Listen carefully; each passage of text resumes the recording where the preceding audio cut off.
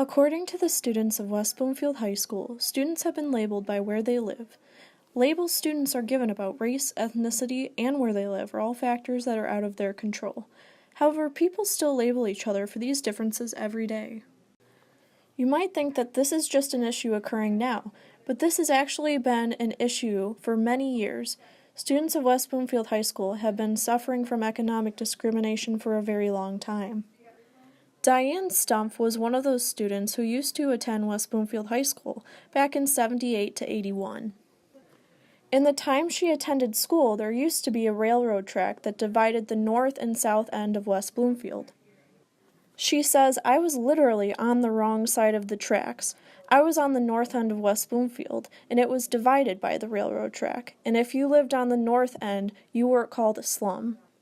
Students in West Bloomfield High School are from all different sorts of places. Students live in West Bloomfield, Bloomfield Hills, Keego Harbor, Waterford, Pontiac, Commerce, and all other locations near the high school. I asked the students, have you ever been labeled by where you live? And do you think it's fair to label others based on where they're from? Hi, I'm Chris. I'm Madison. I was living with Rich. I've been called rich. I'm not rich. Yeah, I never labeled somebody, but I've labeled certain areas. Well, I think that West Bloomfield kids are generally labeled as like rich kids. I think that it's human nature to stereotype things so that we can put like things and like people into categories, just so that it's easier for us to organize it. Misconceptions are often made because of the belief that students from certain areas act a particular way. Lance and AJ discuss the prejudice they have faced.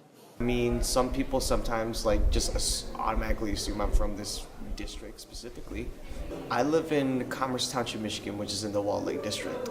But once I just tell them where I live, they're just like, "Oh, wait, you live there?" I'm like, "Yeah, I do," and they just get shocked by it. So. I live in Waterford.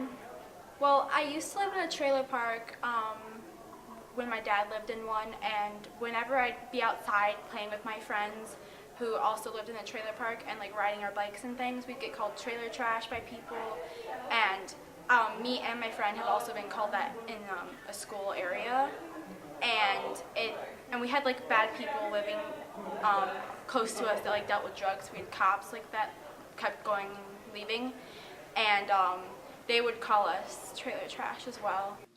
Even though these students have been labeled, they have not let these judgments shake them. They still come out with a positive outlook on life and themselves. It's not like however where you live, it's more where you want to be and where you take your life to. I think where you start doesn't really matter as to where you finish and how you get to the finish. It just depends on the person, like how they act around people and how they act as a person, as a human being. Where you come from does not define who you are.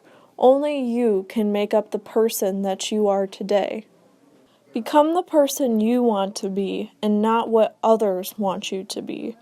I'm Hope Hall, and this is your Laker Update.